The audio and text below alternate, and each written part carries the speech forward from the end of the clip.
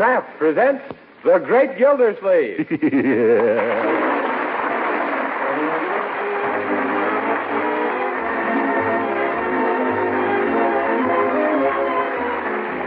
Kraft Cheese Company, who also bring you Bing Crosby every Thursday night, present each week at this time Harold Perry as The Great Gildersleeve, written by Leonard L. Levinson.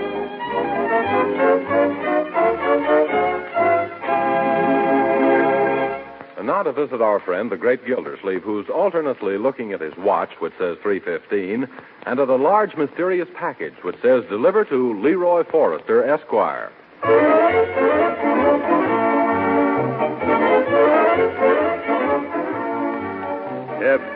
Isn't Leroy ever going to get home from school, my dear? Now, Uncle Mort, you've been fussing over that package ever since it came. You shouldn't be so curious. I'm not in the least bit curious. I was just wondering what was inside. I think it contains magazines. It says Leroy Forrester, Esquire. No, Bertie. By the way, where's it from? Some place called Fragile. No, the name on the other side. Oh, you mean, use no hooks. Use no hooks, Colorado, yes. The name of the firm, Bertie. Turn it over. Oh, yes, the Metropolis Merchandise Company. Well, this has me worried. Let me look at it once more, Bertie. Here it is, Mr. Gildersleeve. Thank you. Whoop. Oh, darn it, it almost flew open, but not quite. Don't lift it by the string, Uncle. It'll break. Oh, yes, so it will.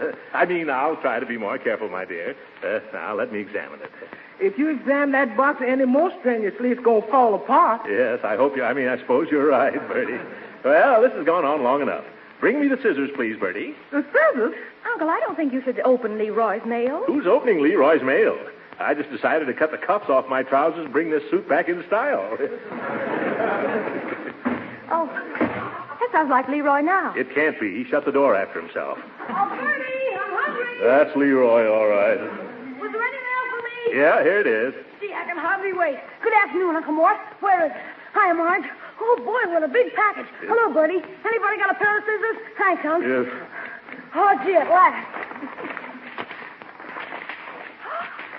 Why, it's garden seeds. Yeah, 300 packages of them. That's a good deal, Leroy. Sure. All I have to do is sell them at 10 cents a package and send back the $30. That's not such a good deal after all.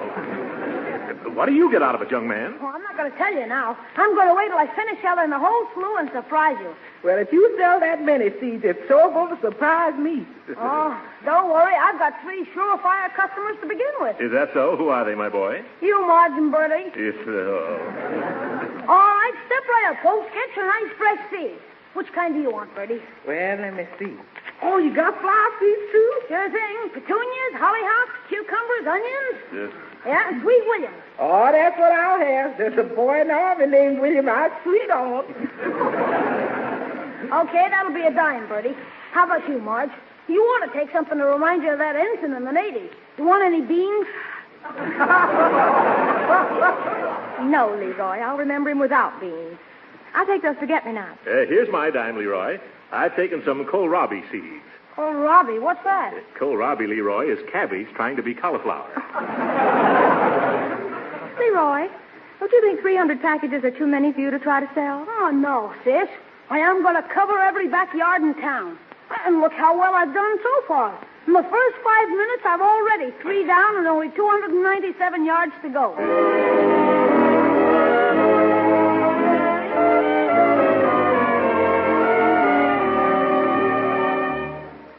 Look, Piggy, why don't you buy your mother a package of flower seeds for Mother's Day? Yeah, but a package of seeds is a lot cheaper than a bouquet. No, I'm sorry, I can't trust you. Now, in the instructions, the company says they trust me, but I'm not supposed to trust anybody else. Well, at least think it over, will you? Okay, goodbye. By the way, Leroy, it's just a week since those seeds arrived. How many have you got left? 263. No, Leroy, I don't mean the number of seeds. I mean the number of packages. That's what I mean, too, Unc. Yes. Business would have been a lot better. Only half the kids in town are selling seeds. Oh, well, it's the best salesmen who win out. Gee, Unc, you used to be a super salesman, didn't you? Well, yes. When I started selling the Gildersleeve girdle, I developed some pretty snappy tricks, my boy. But the principal thing to remember is politeness. Bear in mind that a polite approach will always get a polite response. Now, who's at that door? How do you do, sir? I hope I'm not intruding. You are. What do you want? Well, I represent the Big Gem Encyclopedia Corporation of East St. Louis, Illinois. No, scram. But you haven't... Beat it. You haven't even heard what I have to say. I don't want any. Goodbye. Remember, Leroy, a polite approach will always get a polite response. Always remember that. I'll bet a quarter that when you went out after a prospect, you brought him back on the dotted line, like Frank Burke. A buck. Okay, a buck then. Let's not bet. However, I wager I could do such a good job selling your vegetable seeds that you could come along 10 minutes later and sell the same people corned beef to go with the cabbages they'd expect to raise. Yeah, it's too bad you still can't do it, Uncle Mort. Yeah, who says I can't? Could you? Why, of course. Oh, gee, that's swell. Oh, Marge, Uncle Mort is going to show me how to sell the rest of my seeds. Now, hold on a minute. I didn't say I'll that... go to my room and get my stock, Uncle. Oh, great jumping jeeps. I've been taken in again.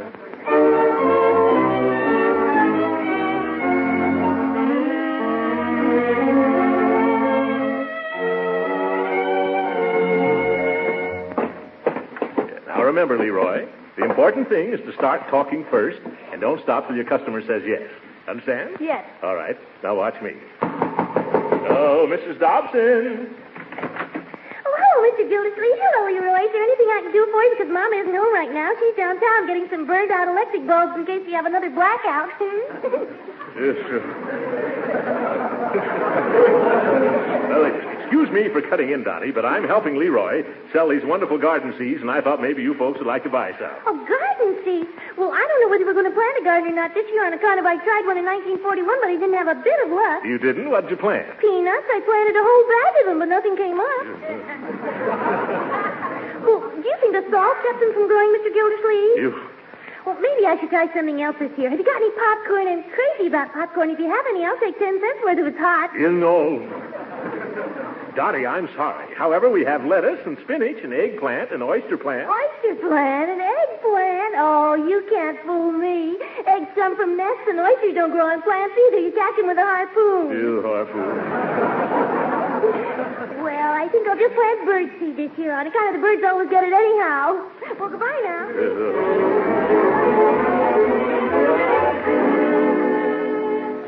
It's getting dark, Uncle Mort. Don't you think we better go home while we're just hungry and before we start starving?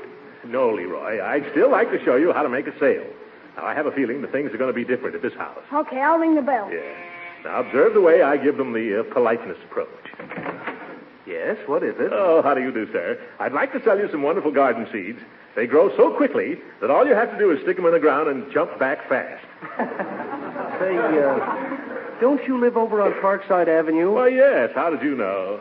Don't you remember me? No, I can't say that I do. Well, I came to your door this afternoon selling encyclopedias. You did? Yes, I did. And do you remember what you did? No, what?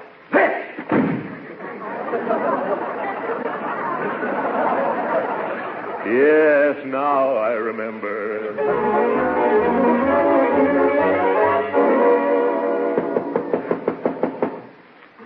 Uncle Mort, can't we continue the salesmanship lesson tomorrow? No. After we sell some seeds to Mrs. Twitchell, Leroy, I'm sure she's going to buy some anyway. Why not? She's been a pioneer in everything else. What's keeping her? You'd think the old squaw would answer her door, but she's probably too la-di-da, Mrs. Twitchell. Oh, hello, Leroy. How do, Mr. Gildersleeve? What brings you here? It's these seeds of Leroy's. He had quite a lot of them, and I suggested to him that you might want some. Well, that's very thoughtful of you. I could plant some in my garden. You see, Leroy, your Uncle Mort knows. How about 3 or 4 packages of corn, Mrs. Twitchell? Are you sure you can spare it? Oh, sure. We got 9 packages. Would you like all 9 of them? Yes, I would. Oh, splendid. Now, how about some turnips and parsnips? Oh, do you think they'd be useful? Oh, surely. They're good for, what are they good for? Oh, yes, they make better mashed potatoes than lima beans do.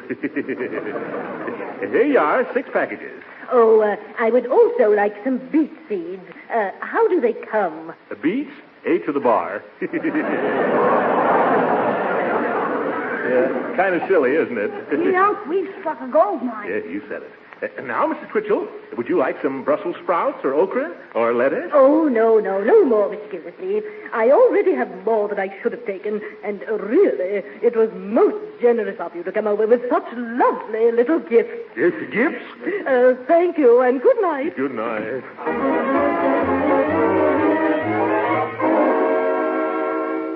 Now, Judge Hooker, the first thing we want understood is that we're selling these seeds, not giving them away.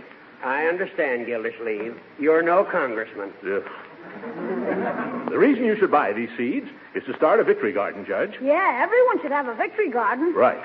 Food will help win the war.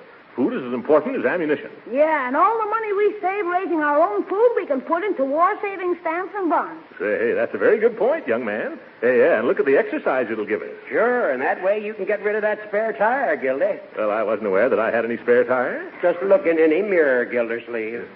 Oh, yes. The judge made a joke, Leroy. Let's laugh. I'm glad you agree with us, though, Judge. How many packages of seeds do you want? None. None? Why not? Well, I planted my garden a week ago. Gee, too late. You mean that pint-sized plot in your backyard? Well, you can't raise enough stuff there to feed your next-door neighbor's bantam chicken. Well, I haven't any more room here. If I had a place out in the country, I could sure go to town. Oh, out in the country. Oh, say, there's an acre that belongs to Marjorie in Leroy's estate, right outside the city limits. There is? Well, we'd let you plant a big garden out there if you bought your seeds from the right party. An acre's too much for me to handle by myself. But I take half if you plant the other half, Gildy. That's an idea, Uncle Mort. Between the two of you, you'd use up all the seeds we haven't sold. Yes, well, I don't know. Remember, Gildersleeve, food is ammunition. Yes. Especially the food you'd grow. We can use it to throw at the enemy. Yeah, that's all. Well, I'll show you. Leroy, how many packages of seeds have you got left? $23 worth. All right. That'll be 11.5 from you, Judge, and the same amount from me. Now, how about making it a sporting proposition? I'll toss you to see who pays for the whole thing. Okay, he's going to toss me. You call it, Hooker. Ready? Head. It's a head, all right. Head, I should have mine examined.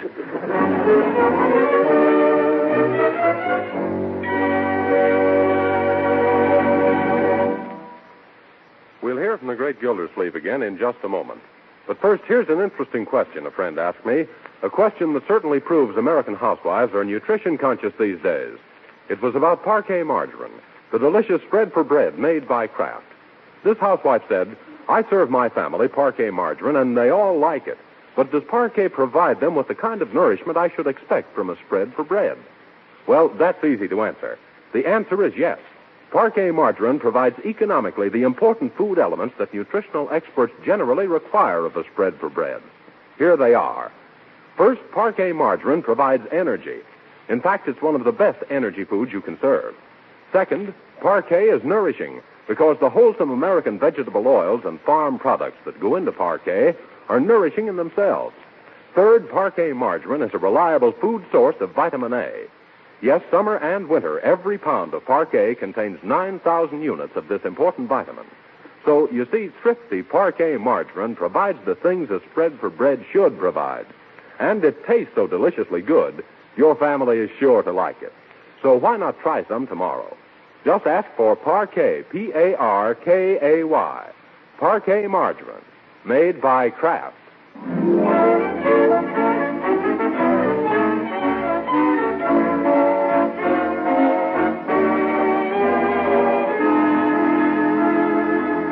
Have you ever tried to locate a piece of property from the legal description on the deed?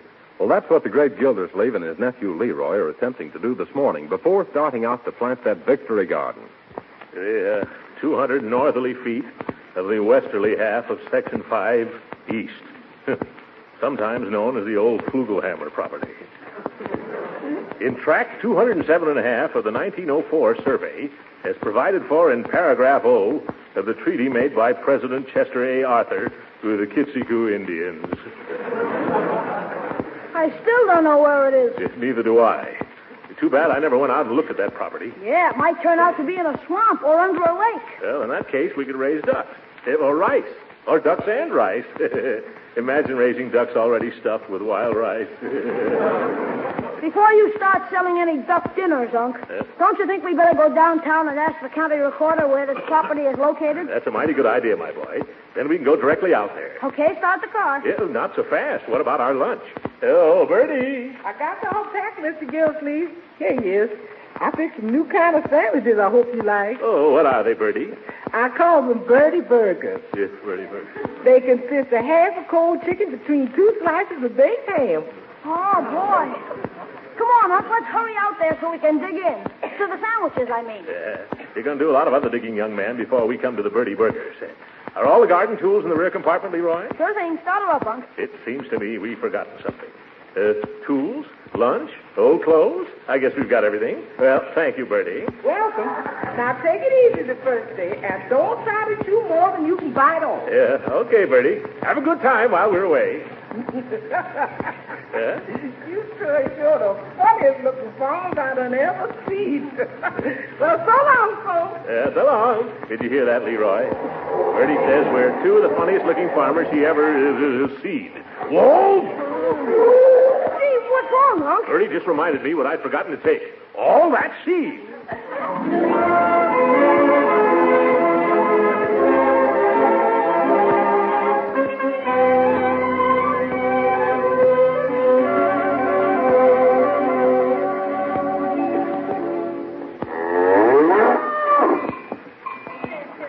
This is certainly out in the country, all right, isn't it, my boy? I bet the Saturday Evening Post doesn't get out here till Saturday.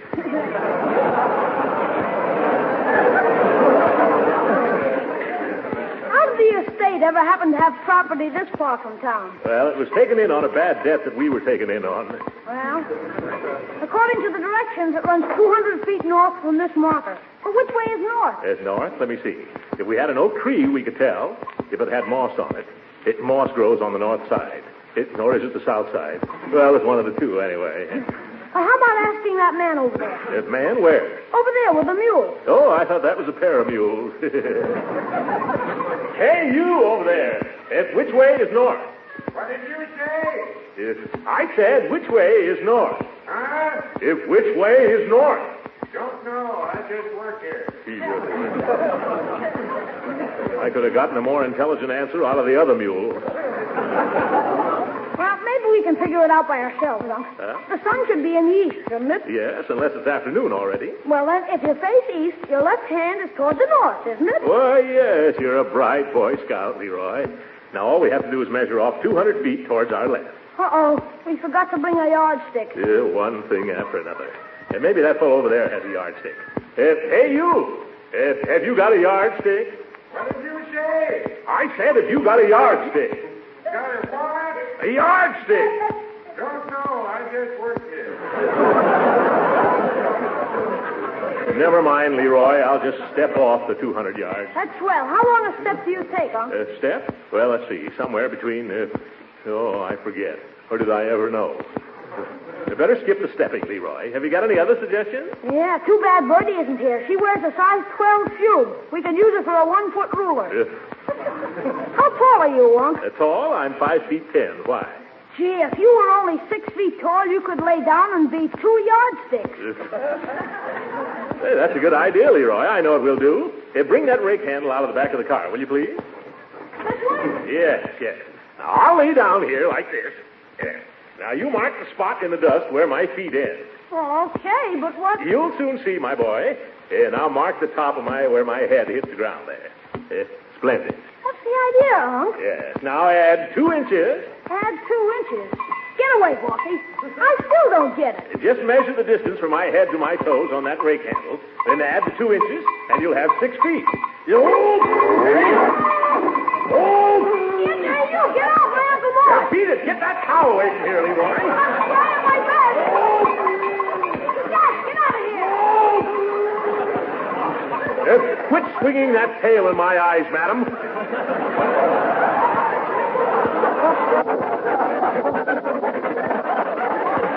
She's gone now, Unc. Oh, thank goodness she's gone. Help me up, Leroy. My goodness. What does that farmer mean, letting a dangerous cow run around loose? Hey, you! What did you say? Why did you leave that cow loose? What's that? What do you mean leaving that cow run around stepping on people? Who what? Oh, why is that cow allowed to run wild? Don't know. She just works here.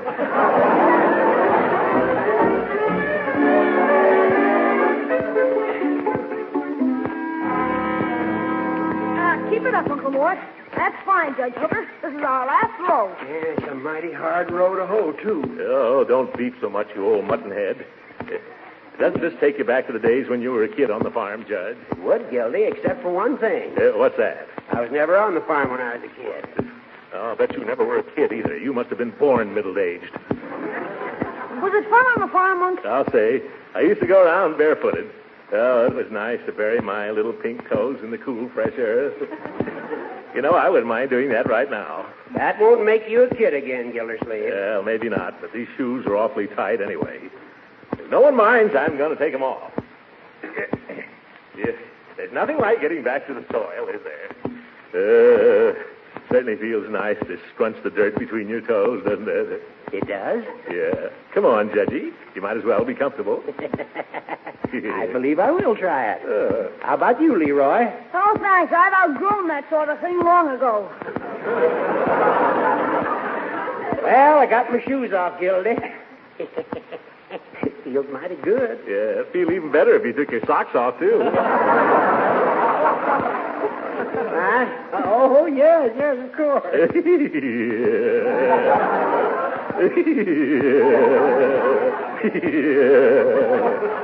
Hey, what's wrong with you? I'm standing on a pussy willow.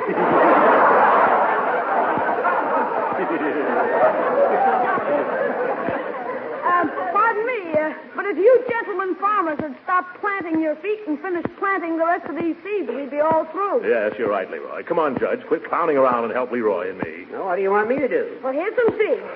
Unc, you put 2 of these in each hole, and Judge Hooker, you cover them with dirt. Oh, that's easy enough. Hey, you've got 2 different kinds of seeds in this bag, Leroy. Which do you want us to plant? 1 of each. That's unusual. What's the idea? Oh, it's an experiment I'm making. I'm mixing corn and lima bean seeds together to see if we can get a succotash plant. Well, if this works, we can try planting a blue plate special. Come on, Judge. I'll drop them in and you cover them up. Surely. Now, let's do it with teamwork and rhythm. Rhythm. Yeah, we'll count. 1, 2, 3, 4. Oh. On 1 and 2, you drop in the seeds, and on 3 and 4, I'll rake over the dirt. Yeah. Okay? Why not? Anything your little mind can think of, Judge. Let's begin. 1, 2. 3, 4. 1, 2. 3, 4. 1, 2. 3, 4. It's corn, beans. Rake. Corn, beans. Rake. Oh! Quit raking my big toe, you clumsy little bastard. Go on, I never came anywhere near your big toe, you big ninny. Is that right? Well, look. Is that your big toe? Why, I thought it was a lima bean. Judge Hooker, lima beans don't twitch. Hey, I finished the rest of this row by myself. You 2 can put your shoes on now and we can go home. Oh, at last. Judge, what'd you do with my shoes and stockings? I didn't do anything. Where are mine? That's kind of peculiar, isn't it? Leroy. Yes, Uncle Morris? Did you pick up our shoes and stockings? No, I didn't touch them. But how could they possibly disappear right off a bare field with no one else around? I don't know. We can't pitter-patter home in our bare feet like this. Hey, I just figured out what happened. Huh? Come on, Uncle Mort. Come on, Judge. Let's get busy with our rakes and hoes again. You planted your shoes and socks. Oh, this is going to be one of my bad days.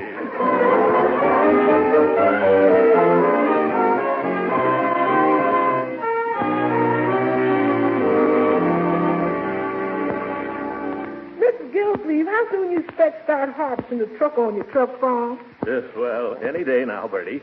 Ever since the last rain, everything is coming along swimmingly. Yeah, I tried some of the radishes yesterday, and they're coming up fine. Marjorie, you should come out someday and look our garden over. It's a vision of vitamins. Well, I'll ride out with you the next time you go. How are you getting along with Judge Hooker? Oh, all right, except for that dirty trick he pulled on us yesterday. What was that? Well, he was raking his half of the garden when he suddenly found out he'd lost his diamond ring. Yeah, and he offered $1 reward to the one who found it. Yeah. Leroy and I scratched through his whole patch. When we finished, he discovered that he hadn't worn the ring that day. It was all a scheme to get us to rake his rutabagas for him. Uncle Mort was so mad he hit the judge over the head with a scarecrow. Oh, you shouldn't have done that, Uncle. Yeah, I know it, my dear. I'm sorry I did it, too. Now we got to get a new scarecrow. When are you going out there again, Uncle Morris? Well, not till next week. Ain't you afraid the gophers will go for the plant? What? Or the weeds spring up and choke them? No, Bertie. I cleared the garden of all the weeds yesterday. Yeah, only some of the weeds turned out to be young carrots. Oh, that was too bad. Did you pull out many of them? Well, I must have ripped up 12 or 14 rows before I discovered what they were. However, I had a lucky break, my dear. You did? Yes. I did all my pulling out on Judge Hooker's half. One more row, and I would have starved on our own carrots.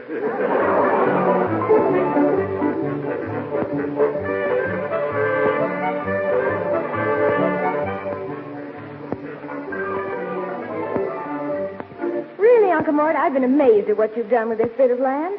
You really and truly have a green thumb. Yes, it matches the rest of his complexion. Now, see here, Judge Hooker. You get over on your own side with your pumpkins and cabbages. That way you won't look so conspicuous. Uncle Mort, the judge was only having a little fun. Huh? He didn't mean it. Oh, look now, but there's that man again. Yes. Oh, Marge. Oh, you mean the hired hand from the farm next door? Yeah. Why does he lean over the fence and grin and laugh all the time? He's been doing that ever since we started this garden.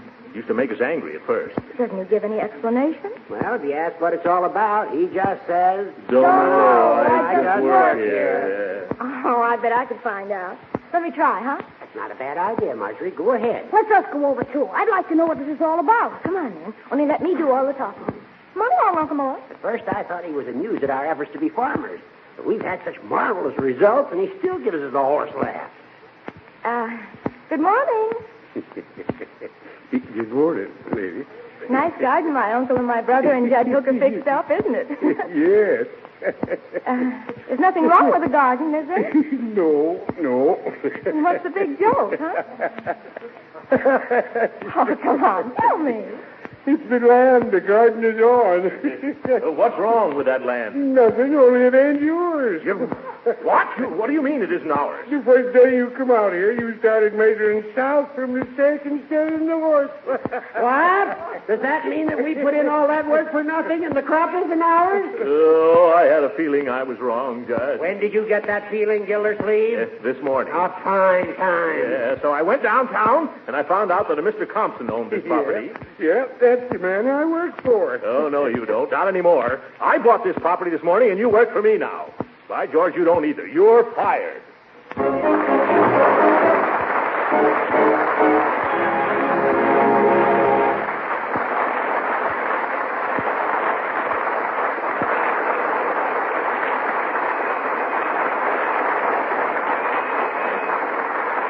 The great Gildersleeve will be with us again in a few minutes. Meantime, I imagine you mothers and housewives are pretty busy these days, so I'm sure you're interested in ways of streamlining the preparing of meals and getting results that are mighty appetizing, too. Now, if you're used to running to the refrigerator for a dab of this for a shortening, a dab of that for pan frying, and something else for a spread for bread, here's a time-saving hint. Use Parquet margarine for all these purposes. Yes, Parquet margarine, made by Kraft. You see, the delicate, appetizing flavor that makes Parquet margarine such a delicious spread for bread makes it a favorite for cooking, too. Yes, Parquet margarine is a real flavor shortening that makes all baked foods taste better. It's a swell seasoning for hot vegetables. Parquet margarine makes pan-fried foods tastier, too, and it doesn't spatter or stick to the pan. So in one convenient package, you have a grand-tasting product for all these uses. And remember this, no matter how you use it, Parquet margarine is a nourishing, wholesome energy food and a reliable year-round source of vitamin A. So tomorrow, sure, try economical Parquet margarine. Remember, it's Parquet, P-A-R-K-A-Y. Parquet margarine, made by Kraft.